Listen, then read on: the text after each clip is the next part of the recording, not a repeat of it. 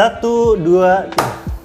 Halo, selamat datang di Serangkai Satu channel bareng Ko Ardiansa. Dan kali ini udah lama banget Serangkai Satu nggak update. Bukan karena video-video sebelumnya, tapi karena emang lagi sibuk banget kemarin ngurusin ada event tertentu yang mungkin aku bikin after movie-nya nanti aku upload di Serangkai Satu gitu. Ada event yang kemarin aku garap gitu bareng beberapa komunitas di Pekalongan Batang gitu. Nah, tapi kali ini aku mau bikin video bukan review film, walaupun ini ada hubungan dengan film. Ini tentu aja ngomongin soal film horor, salah satu genre favorit aku, entah itu film Indonesia ataupun film luar. Genre horor adalah salah satu film yang genre film yang aku suka gitu, karena bisa memberikan ketegangan, ketakutan. Bahkan aku lebih suka film-film horor itu bisa membekas gitu, kayak misalkan film horor yang luar negeri kayak Hereditary, kemudian Talk to Me yang dari A24.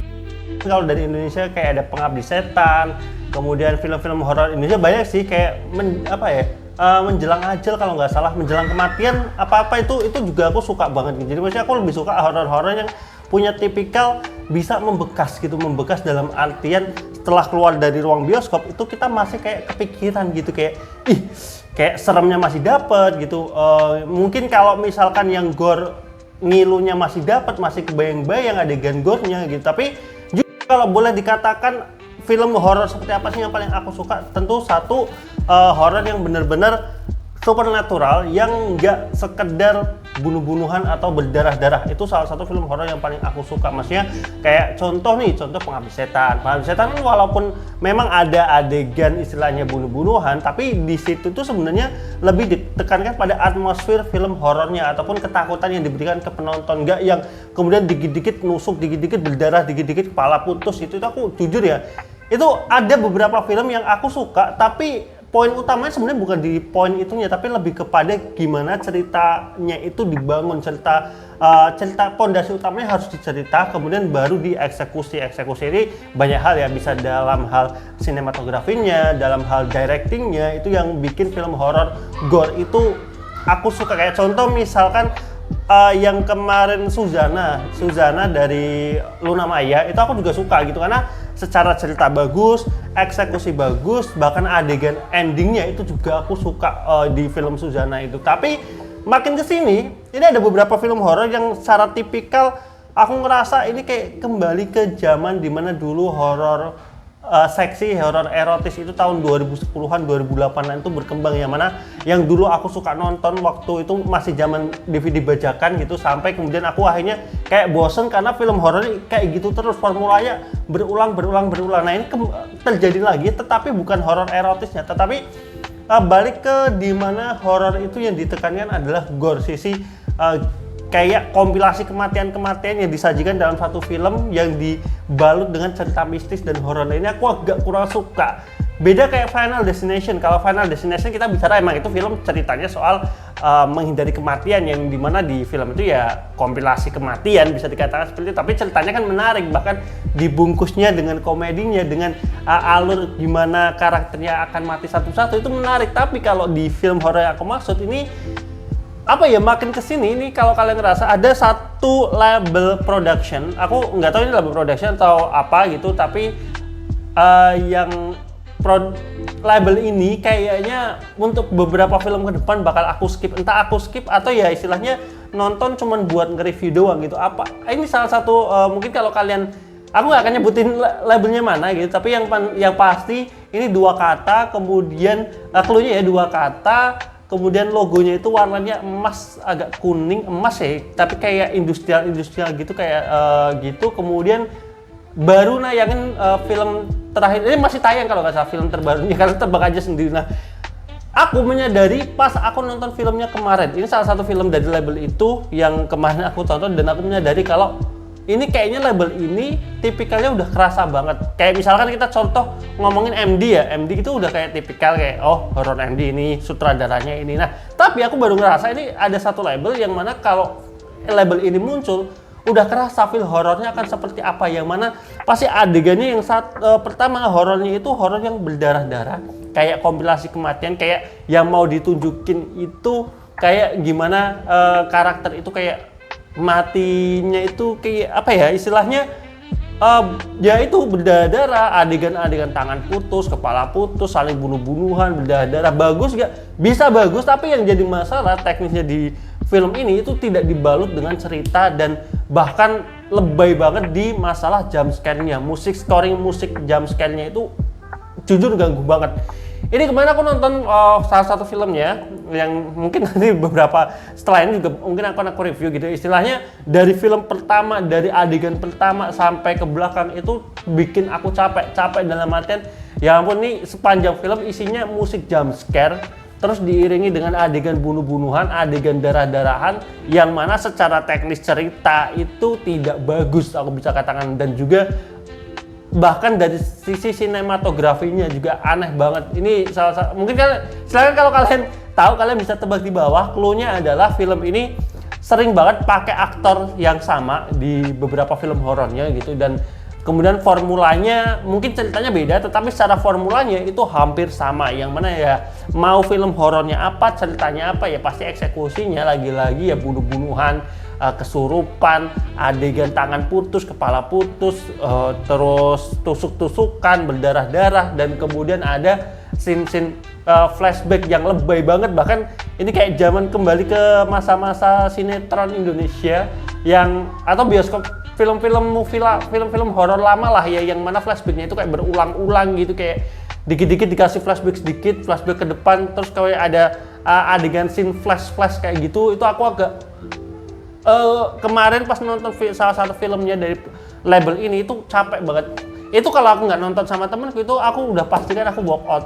Atau kalau aku nggak mau nge-review udah pasti aku walk out, karena nontonnya dari awal pertengahan tuh nggak ada yang menarik sama sekali dari sisi cerita dan lain-lain. Tuh kayak udah aduh, formulanya udah ketebak, ceritanya ketebak, judulnya itu menarik, posternya juga menarik, tetapi kok aku ngerasa kayak poster dan judul, mungkin judulnya oke lah masih nyambung, tapi apa yang kita ekspektasikan dari ngelihat posternya itu kok aku ngerasa nggak tergambar gitu di filmnya gitu. Kengerian yang ada di poster tuh kayak nggak kegambar di filmnya. Di filmnya isinya hanya adegan kesurupan, kemudian adegan bunuh-bunuhan gitu aja gitu. Terus dari scene pertama ke scene berikutnya itu kayak banyak yang istilahnya kayak apa ya, dalam membangun cerita itu kayak kurang bisa dapat gitu untuk bikin kita para penonton tuh punya atensi lebih ke film ini gitu dari sisi cerita ya. Terus dari sisi sinematografi ini yang aku notice banget gitu.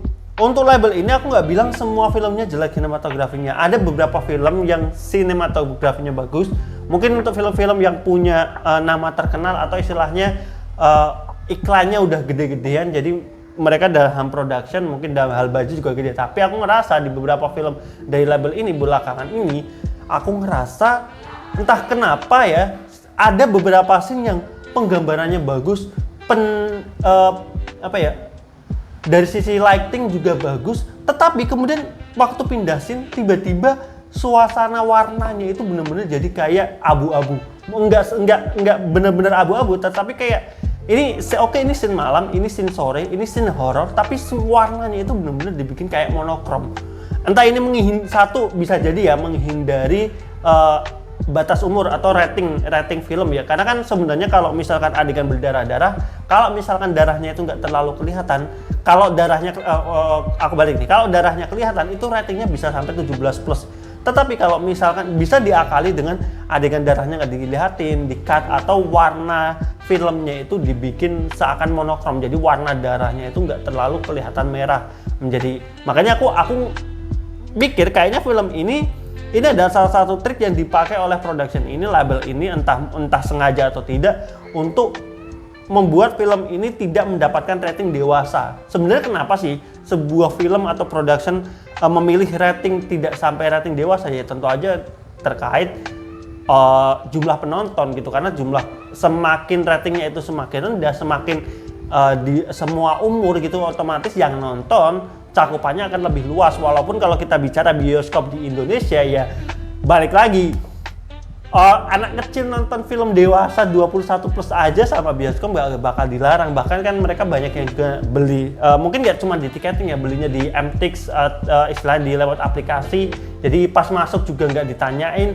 Kadang kalau misalkan dilarang pun penontonnya yang lebih marah gitu. Makanya biasanya pegawai bioskop juga nggak mau terlalu ambil ribet, nggak ambil pusing gitu dengan penonton yang masih di bawah umur. Tapi kan ini sebenarnya sangat disayangkan ya, misalnya anak kecil nonton. Tapi kalau kita bicara ini kan sebenarnya semakin rendah ratingnya atau dalam artian batasan umurnya itu makin meluas, yaitu secara cakupan penonton akan lebih luas. Jadi kayak misalkan ya kita nggak bicara tadi ya, nggak bicara soal Indonesia yang mana anak di bawah umur nonton rating dewasa, tapi kita ngobrol secara lazimnya aja, secara normalnya, yang mana ketika film itu dibatasi dewasa atau 17 plus atau 21 plus, otomatis anak-anak yang di bawah itu, yang cakupan anak SMP, SMA yang juga suka nonton film kan tidak bisa masuk gitu. Makanya banyak production kayak Disney, contohnya kayak kemarin garap film Wolverine, yang seharusnya Wolverine itu temanya dewasa, tetapi mereka ngincer PG-13 yang mana 13 tahun ke atas. Itu kan sebenarnya tujuannya agar ya semakin banyak orang nonton gitu. Nah ini mungkin saja itu salah satu cara yang dipakai oleh label ini buat bikin filmnya ini ratingnya nggak dewasa gitu, dengan cara ya tadi warna filmnya itu dibikin abu-abu. Jadi banyak adegan sadis, adegan kematian yang nggak kelihatan, walaupun ya kelihatan kepalanya putus, istilahnya tertusuk, ada darahnya, tapi karena warnanya abu-abu jadi ya tersamarkan aja warna noda darahnya. Jadi itu yang mungkin salah satu cara untuk mengelabuhi rating. Tapi yang jadi disayangkan ya tadi, jadinya film ini jadi jelek karena secara pewarnaan, secara penggambaran itu kayak jomplang dari adegan satu ke adegan berikutnya. Adegan sebelumnya berwarna, tiba-tiba ganti adegannya mau bunuh-bunuhan, warnanya menjadi abu-abu, menjadi kusam. Itu jujur aku ngerasa itu kayak film zaman-zaman 2008-an. Ya aku ngerasa kayak jadi balik kayak zaman-zaman sini, atau zaman-zaman film horor yang tahun 2000-an gitu, dengan warna seperti itu gitu.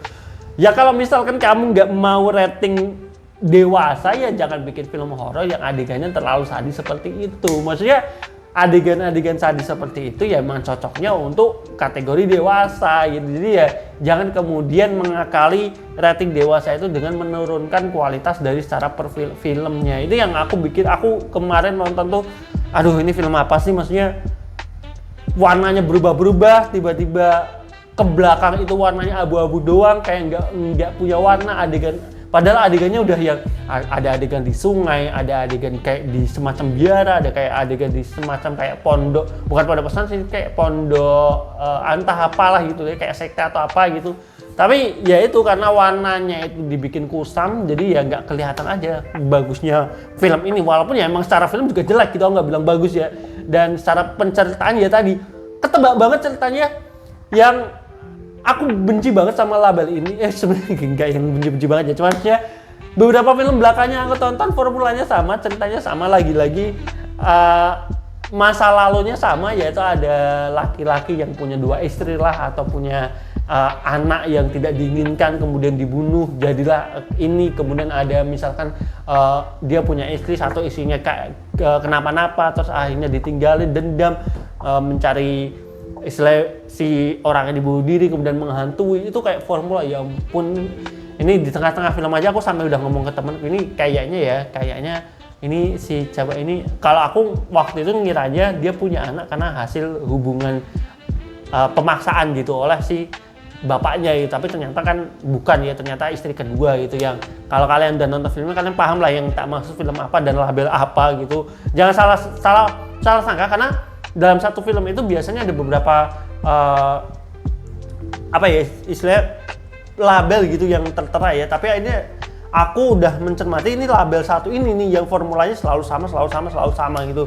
Horor, bunuh-bunuhan, gore, adegan darah-darahan, ratingnya rendah, kemudian ceritanya ampas gitu, dan ya nggak bikin aku minat aja. Aku nonton kemarin jujur capek banget gitu untuk nontonnya. Jujur kalau bicara film horor, aku kangen banget sama film horor yang bisa memberikan ketegangan tapi sifatnya apa ya, menakut-nakuti aja gitu. Kayak misalkan Kisah Tanah Jawa yang Pocong Gundul. Nah, Kisah Tanah Jawa Pocong Gundul itu aku suka karena scene horor sebelumnya, walaupun ya di sana memang ada adegan-adegan berdarahnya, tapi itu dikit, kayak misalkan dari kejahit gitu. Tapi itu kan dikit doang, itu kayak bumbu manis. Tapi adegan-adegan sebelumnya kayak ada di luar, ada pocong gedor-gedor pintu, kemudian ada lagi ini aku lupa ini Kisah Tanah Jawa atau bukan, kayaknya bukan dari podcast yang ceritanya si cewek pacaran sama pocong. Aku juga lupa judul filmnya, dan waktu itu aku nggak nonton di bioskop, aku nontonnya di Netflix, dan itu aku suka karena bener-bener sepanjang film itu setannya nggak yang harus muncul gitu loh, dan nggak banyak adegan-adegan lebih berdarah-darah, tapi feel ketakutan, feel horornya itu dapat banget gitu. Feel atmosfer horornya di kos-kosan apa kontrakan di kos-kosan ya, di kos-kosannya itu dapat gitu, dan itu salah satu film horor yang sayangnya memang secara pendapatan rendah ya. Jumlah penontonnya kalau nggak salah nggak nyampe 1 juta waktu itu gitu. Terus Pengabdi Setan 1 dan 2 itu kan banyak banget ya, walaupun Pengabdi Setan 2 memang setiap ceritanya, setiap ditakuti karakternya kan dibikin sampai mati gitu, tapi kan itu bukan yang kemudian harus kompilasi kematian gitu, tapi sebelum itu tuh dibangun atmosfer horornya, ketegangannya, ceritanya gitu. Itu yang salah satu poin utamanya ya tentu ada di ceritanya gitu, dan itu menjadi pondasi utama. Kalau misalkan scene-nya doangnya bagus tapi ceritanya jelek ya itu juga masih kekurangan gitu. Makanya aku kangen banget sama film-film horor yang seperti itu, film-film horor yang nggak harus sampai bunuh-bunuhan lah, nggak harus sampai mati-matian, nggak harus sampai masalah tumbal lagi-lagi isinya darah, isinya rambut keluar dari mulut lah, mulut berdarah lah, apalah kayak gitu. Jadi apa ini kayak film horor ya udah kayak cerita misalkan ada pocong keliling ataupun kuntilanak atau apapun yang nakut-nakutin gitu secara atmosfer, itu aku kangen banget. Entah dalam beberapa bulan ke depan bakal dapet nggak film horor kayak gitu, karena aku merasa sekarang masih trennya adalah film-film horor yang isinya darah-darah doang, tumbal, santet gitu, kemudian kesurupan, saling tusuk. Ya intinya selama ceritanya bagus, selama directingnya bagus, aku masih bisa menikmati. Tetapi kalau kayak film kemarin yang aku nonton itu udah pertengahan aku udah bodo amat, bahkan aku kayak pertengahan ke belakang lebih pengen ngelawak gitu istilahnya, ngelihatin kayak ketawa aja gitu karena ceritanya bodoh gitu. Dan mungkin secara cerita dia punya basic yang oke gitu untuk dendamnya gitu, tapi untuk kita kayak itu udah mainstream banget gitu, maksudnya kita udah tahu alurnya bakal kemana, ceritanya apa gitu. Dan dengan sinematografi yang tiba-tiba menjadi abu-abu, dengan adegan yang isinya cuma jumpscare, bahkan adegan flashbacknya aja yang sebenarnya cukup sekali aja dilihatin, tapi di sini tuh kayak dikit-dikit dikasih flashback yang enggak banget gitu, kayak film India gitu flashbacknya, itu yang aku agak kurang suka. Jadi ya semoga kedepannya makin banyak film-film horor yang berkualitas. Aku nunggu horor psychological horror dari Indonesia ini nggak banyak. Kalau psychological horror atau enggak horor-horor yang biasa aja nggak apa-apa, tapi maksudnya nggak yang kayak gini gitu, dengan cerita yang tipis gitu kemudian harus dibalut dengan adegan jumpscare dan adegan bacok-bacokan, adegan darah-darah yang nggak banget lah menurutku. Jadi gimana pendapat kalian soal film-film horor belakangan di Indonesia? Silahkan tulis di kolom komentar. Kalau kalian nggak setuju, aku yakin film kayak gini pasti ada pasarnya gitu. Tapi kalau untuk kalian yang suka film, suka story, aku yakin kalian akan mendapat sama aku kalau film-film horor Indonesia belakangan ini satu ceritanya tipis bisa ketebak, terus yang kedua dari sisi horornya ya cuma ngandelin jumpscare dan juga adegan kompilasi kematian doang gitu, tapi nggak dibalut dengan cerita yang bagus. Jadi sampai ketemu di video berikutnya. Kayaknya berikutnya aku mau bikin review, tapi karena sebenarnya udah banyak banget film yang aku tonton kemarin yang waktu aku nggak bikin konten, dan mungkin bisa aku rapel kali ya video-videonya. Jadi dalam satu video langsung beberapa review aja lah, biar nggak kebanyakan juga dan aku nggak banyak lupa gitu dari poin-poin tiap filmnya. Jadi sampai ketemu di video berikutnya. Jangan lupa like, komen, dan subscribe, dukung Serangkaisa channel bareng Hansyah. Bye bye.